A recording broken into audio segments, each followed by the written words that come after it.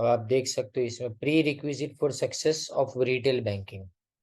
अब retail banking को अगर सक्सेसफुल बनाना है उसके लिए क्या क्या चीज़ें ज़रूरी है वहां से शुरू करना है।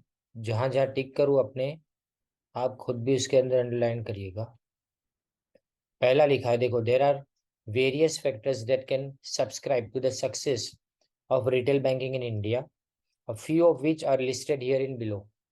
सबसे पहले लिखा गया है कि efficiency, presence of an efficient delivery mechanism, it is the most important prerequisite for retail banking to succeed। what essentially binds customer। देखो, कस्टमर कोई भी बैंक में क्यों जाता है? जब भी बैंक में जाएगा तो वो क्वालिटी ऑफ द सर्विस जो उस बैंक से उसको ऑफर की जाती है उसके लिए जाता है। फेयरनेस मतलब उसको लगता है कि बैंक हमारे साथ धोखा नहीं करेगी। और अफोर्डेबिलिटी ऑफ प्राइसिंग यानी जो भी चार्जेस लगाए जाएंगे वगैरह वो बराबर से होंगे, ज़्यादा नहीं होंगे।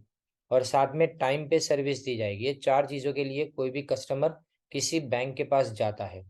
Well, there is not much scope for the banks to differentiate their product and service offerings in so far as the basic products are concern.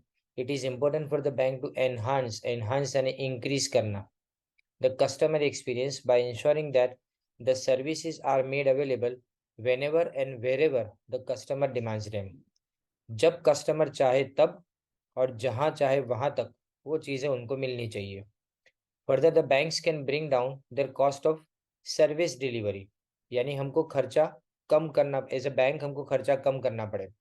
If and only if they are able to improve the operational efficiency, मतलब bank के कारोबार को, कामकाज को अगर तुम ज्यादा efficiently करोगे तो खर्चा अपने आप कम हो जाएगा। तो अब यहाँ लास्ट में लिखा गया है कि bank should be able to deliver the products and services to the customers in safe, secure, prompt and cost effective manner by leveraging technology. Leveraging technology का मतलब टेक्नोलॉजी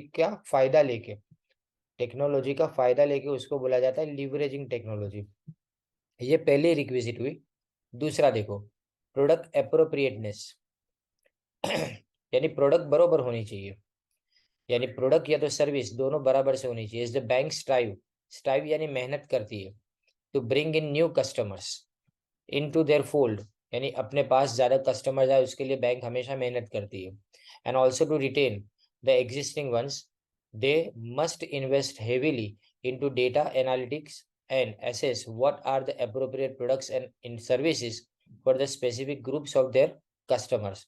एनालिटिक्स यानी एनालिसिस करना है और असेस यानी चेक करना है कि जो भी हम प्रोडक्ट दे रहे हैं वो क्या प्रोडक्ट कस्टमर को चाहिए, और कस्टमर जो नीड्स और रिक्वायरमेंट लेके हमारे पास आते हैं, हमारी प्रोडक्ट वो सारी नीड्स एंड रिक्वायरमेंट को पूरे करने वाली होनी चाहिए। ये प्रोडक्ट एप्रोप्रिएटेडनेस के अंदर आता है। उसके बाद में आता है pricing.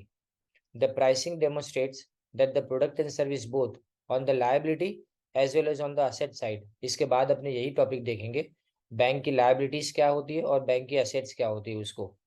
are heavily weighed against the retail customers as a group।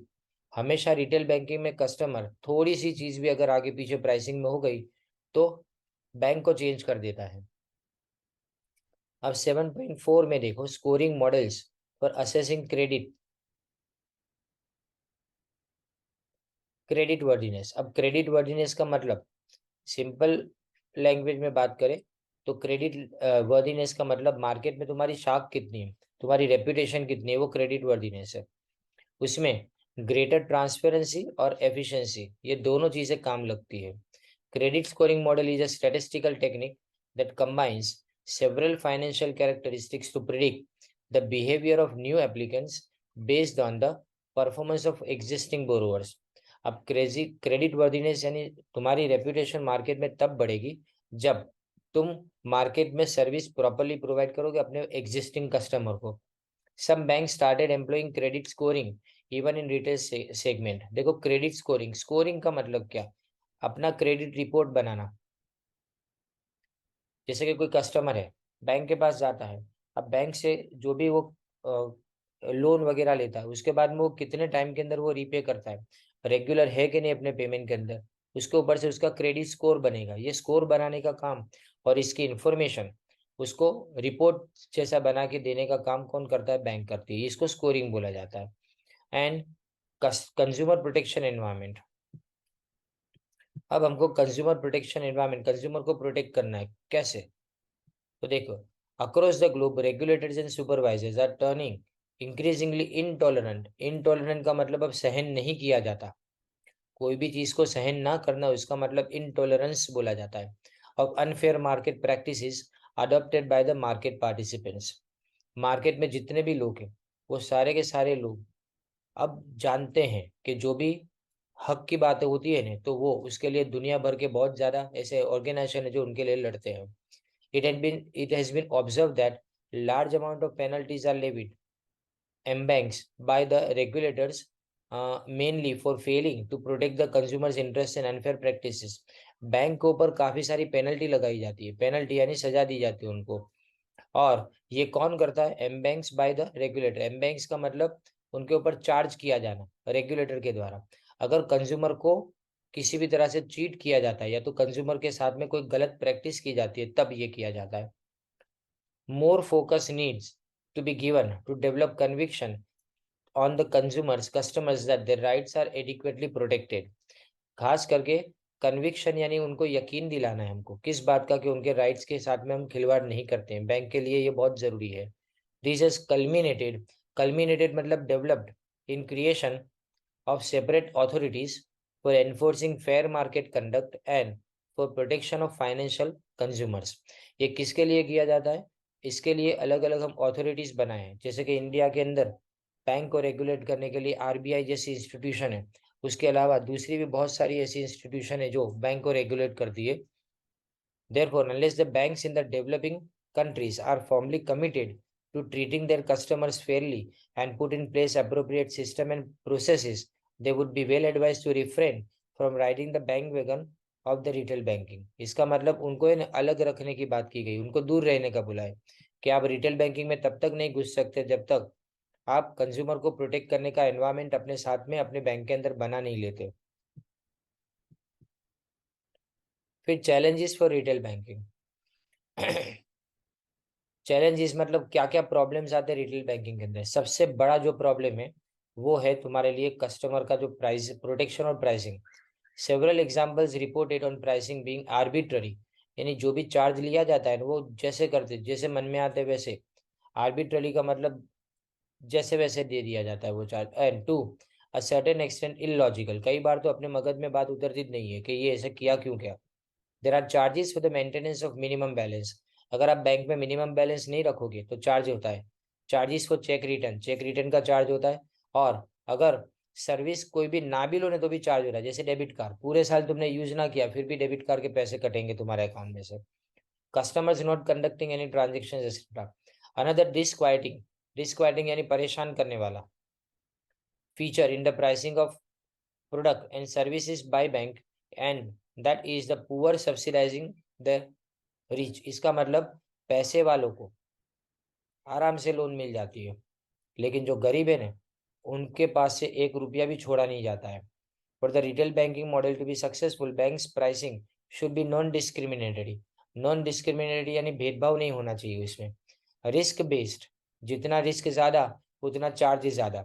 Competitive, market में किसी के साथ में कंपटीशन में उतरे तो इसके साथ में एट पार होनी चाहिए। और वैल्यू एडेड मतलब जितने चार्ज लो उतनी वैल्यू भी ऐड करो, उतना आप अपनी प्रोडक्ट को अच्छा भी बनाओ, ये भी हमको चाहिए।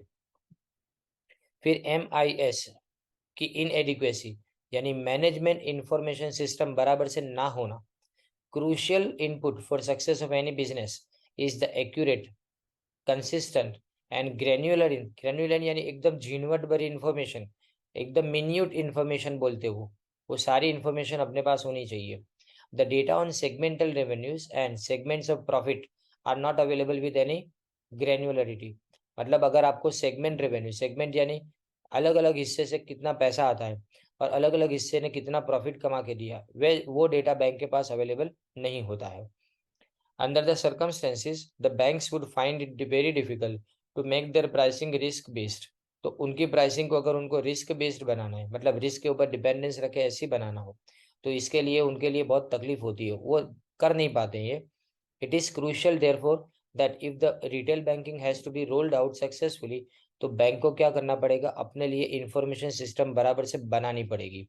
तो ये MIS याद रखना है, ये MCQ में आएगा।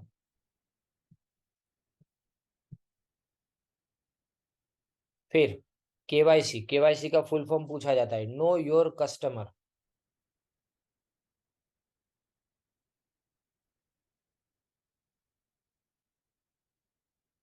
नो योर कस्टमर लिखना।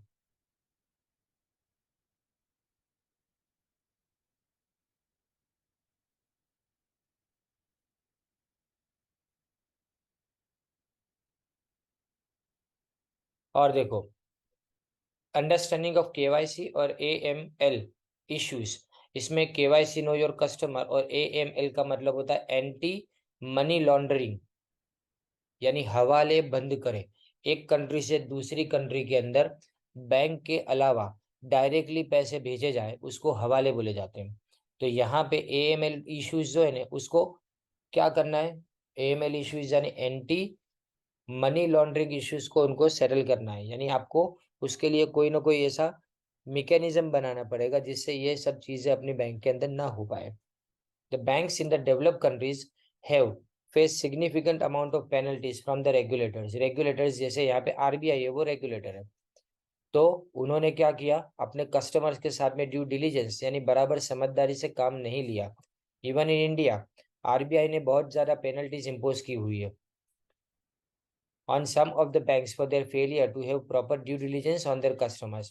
It is important, therefore, to understand and appreciate KYC requirements in all manifestation.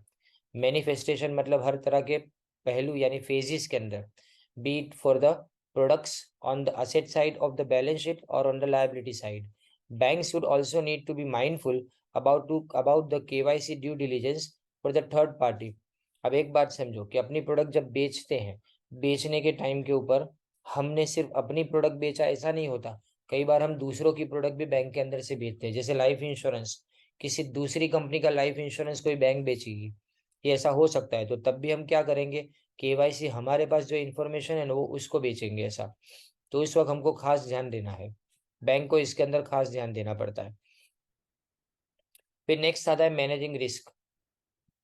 The retail banking business involves dealing with a large number of customers over varied delivery channels, thereby creating significant vulnerabilities across bank system.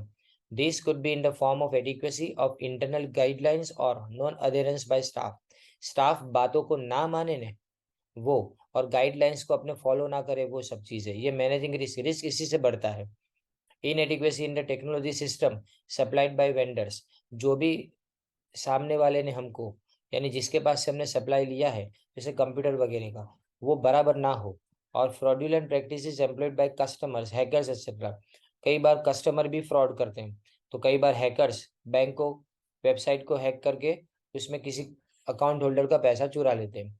दो bank से develop sufficient safeguards to deal with the operational risk. Operational risk यानी रोज के जो risk होते हैं ना, उसको डील करने के लिए बैंक ने अलग अलग चीजों को डेवलप किया हुआ है।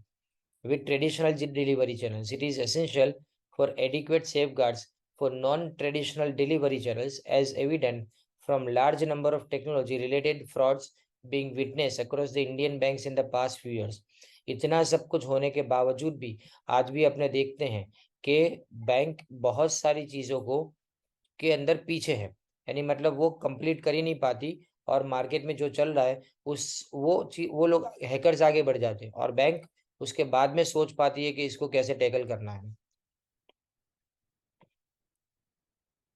तो ये जो फ्रॉड्स है वो विटनेस हो रहे हैं बहुत ज्यादा। And the banks would also need to recognise and manage the risk arising from mis selling etcetera. Beside mis selling का मतलब गलत प्रोडक्ट गलत कस्टमर को चली जाए। Beside the other business risk like market risk, liquidity risk यानी पैसा ना होना, कैश ना होना बैंक के पास। इंटरेस्ट रेट कभी भी फ्लक्चुएट करके ऊपर नीचे आ सकता है। ऊपर जाएगा बैंक फायदे में है, लेकिन अगर नीचे आएगा तो बैंक नुकसान में है। Unless banks address these issues quickly, even the low-value frauds would have the potential to cause reputational risk. भले फ्रॉड 2005 ईयर का होता है, लेकिन अगर पेपर में वही चीज आती है तो उस बैंक की रेपुटेशन बहुत खराब हो जाती है।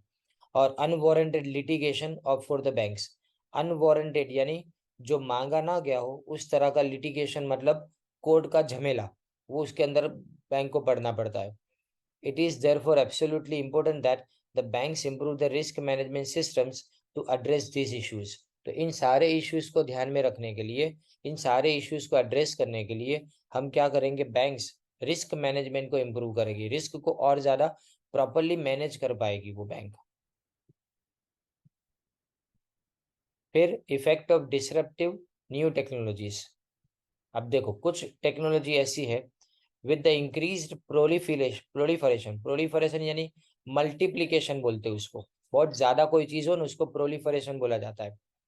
ऑफ ऑल्टरनेट डिलीवरी चैनल्स यानी एटीएम, इंटरनेट, टेलीफोन बैंकिंग, ये सब का बहुत ज्यादा स्कोप बढ़ा है। Retail banking has become the segment impacted most by the technology. While the use of technology-aided delivery channels has grown multifold, so has the scope for fraudulent transaction. जितनी ज्यादा technology का यूज करेंगे उतने ज्यादा fraud के scope बढ़ते जाएंगे। Through in impersonation and identity theft, जैसे कि किसी की सिग्नेचर कोई कर ले, वो चेक में हो सकता था, लेकिन आज तो क्या एटीएम कार्ड ना होने के बावजूद भी अगर कोई बैंक आपको विदाउट एटीएम कार्ड पैसे विड्रॉ करने की परमिशन देती है तो कोई भी आपके फोन को क्लोन करके ऐसा कर सकता है। Banks would also need to quickly put in place lasting technology based solutions to thwart the efforts of fraudsters। thwart यानी रोकना होता है, efforts of fraudsters and minimize the customer complaints. As the use of new delivery channels gets more popular, the banks would need to ensure that their customers continue to have good experience with their service offerings and remain loyal to them। यानी जितनी ज्यादा safety कोई bank रखेगी उतना ज्यादा क्या उसके customer जो है वो उसके पास रहेंगे।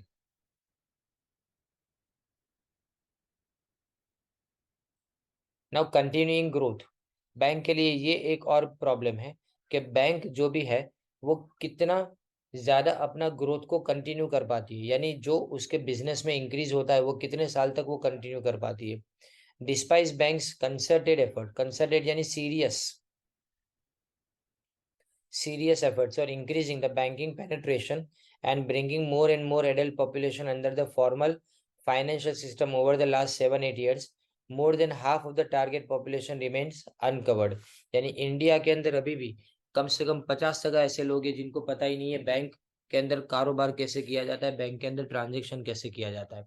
Similarly, the credit penetration from the banking system in the country is abysmally low। abysmally यानी बहुत ज्यादा, abysmally low at about 10%। और यहाँ पे एक और चीज लिखी गई है, बैंकिंग पेनिट्रेशन यानी बैंकिंग सिस्टम के अंदर लोगों का आना, उसको बैंकिंग पेनिट्रेशन बोला जाता है।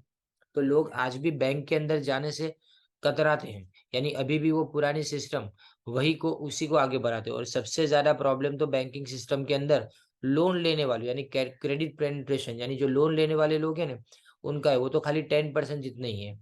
In absence of access to formal sources of finance, the alternate cost of funds for the people is exorbitantly high। ऑल्टर अभी देखो ये फॉर्मल सोर्स कौन सा हुआ, बैंक तुम्हारा फॉर्मल सोर्स ऑफ फाइनेंस है जहां से तुमको पैसा मिलना चाहिए और मिलता भी है। लेकिन फिर तुम क्या करते हो, बैंक के पास ना जाओ और अगर ऑल्टरनेट कोर्स यानी कॉस्ट ऑफ फंड यानी दूसरी कोई जगह से पैसे लेते हो तो वो बहुत ज्यादा एक्सोर्बिटेंटली यानी बहुत ज्यादा high rate of interest charge करेंगे तुम्हारे ऊपर। As the pricing of loans no longer remains restricted due to any regulatory government fiat, flat लिखा है कुछ, the banks are free to reasonably charge their customers।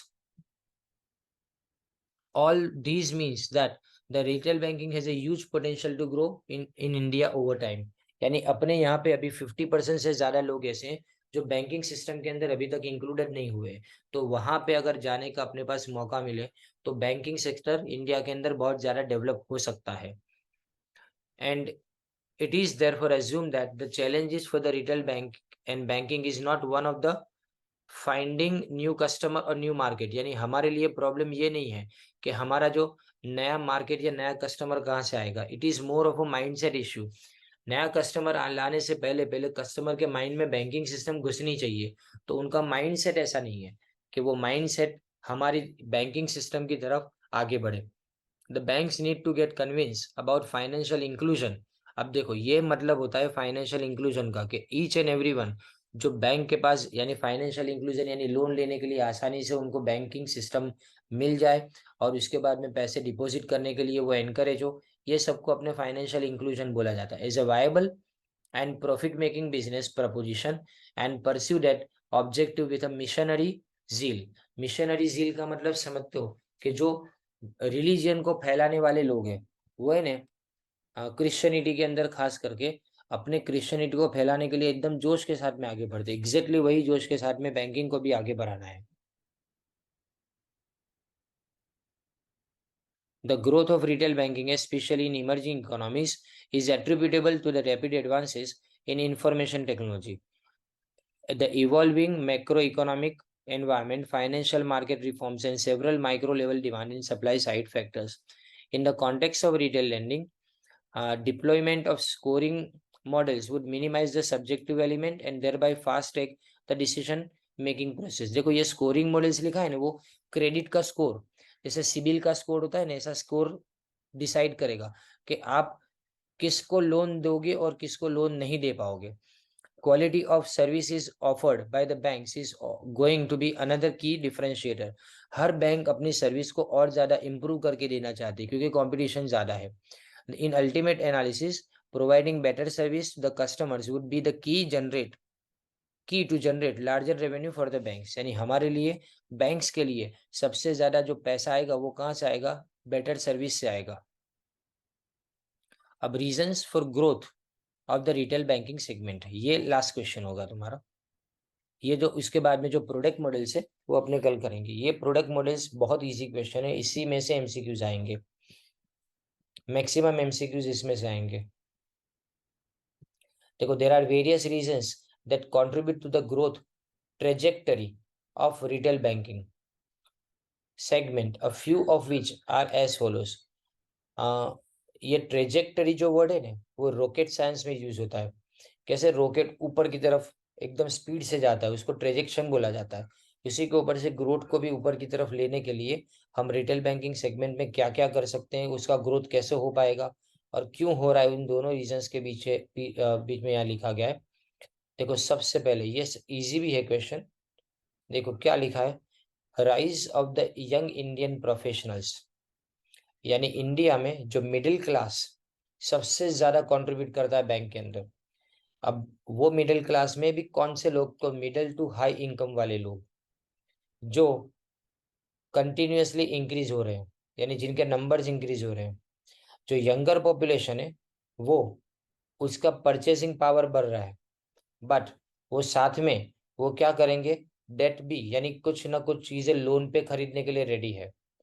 वो ज्यादा कंफर्टेबल है आज लोन लेने के अंदर, पर उसके पहले वाली जनरेशन इतनी ज्यादा कंफर्टेबल नहीं रहती थी, लेकिन आज की जनरेशन इतनी ही ज्यादा कंफर्टेबल है लोन लेने के लिए। अब improving consumer purchasing power coupled with more liberal attitude towards the personal debt is contributing to India's retail banking segment। तो अपने ने देखो अगर किसी को लिखना हो तो अपने यहां से यहां तक, फिर ये लास्ट लाइन, मैं इन सेम की बात कर रहा हूँ, राइट। फिर growth as an economic super power, retail banking has played a role in growing economy of India as a as the growth story gets unfolded in India, retail banking is going to emerge as a major driver।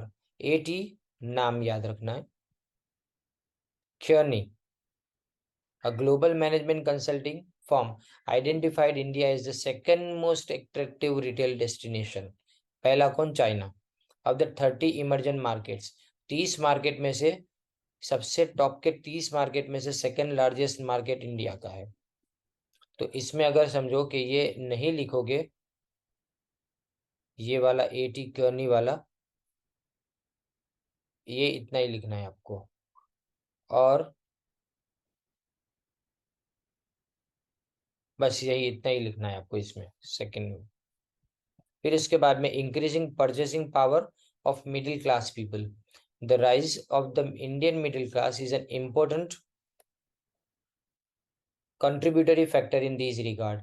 The percentage of middle to high income Indian household is expected to continue rising, यानी ये बढ़ता जाएगा, ये जो middle class के लोग हैं ना उनका numbers. The younger population not only feels increasing purchasing power, but as far as acquiring personal debt is concerned, they are perhaps more comfortable. ये वापिस आया. Improving consumers purchasing power coupled with more liberal attitude exactly same है, पर अपने क्या करेंगे यहाँ पे increasing purchasing power of middle class ये मेन पॉइंट है, और इसके अंदर यहाँ से लेके यहाँ तक अपने लिखेंगे, बाकी ऑलरेडी ऊपर अपने डिस्कस था. Then financial market reforms. The subject matter of retail banking is of prime importance. In recent years, commercial banks have witnessed development in the form of retail banking all over the world. पूरी दुनिया के अंदर retail banking develop हो रहा है.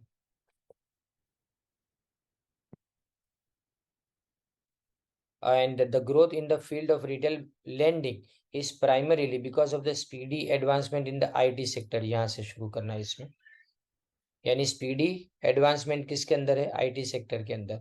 इन evolving macro economic environment. अब macro economic environment का मतलब पूरी कंट्री के अंदर माहौल चेंज होता है, उसको मैक्रो इकोनॉमिक एनवायरमेंट बोलेंगे. Numerous micro level demand in supply side factors. Micro level यानी इंडिविजुअल लेवल के ऊपर जो डिमांड और सप्लाई बदलती रहती है, और फाइनेंशियल मार्केट के अंदर जो बदलाव आ रहे हैं उसके कारण. This criterion is based on the market research report on retail banking. ये किस पे डिपेंड करता है, मार्केट रिसर्च रिटेल बैंकिंग का जो था ना उसी के ऊपर. यानी किसी फर्म ने या तो किसी इंस्टीट्यूट ने मार्केट रिसर्च का रिपोर्ट बनाया था रिटेल बैंकिंग के ऊपर. इससे पता चलता है कि फाइनेंशियल मार्केट सुधर रहा है कंट्री के अंदर. फिर आता है engine of economic growth. Retail banks play a critical role in their home economies, and their activities have implications for the global economy as well. They offer critical credit functions which largely fuel the engine of economic growth in their economies.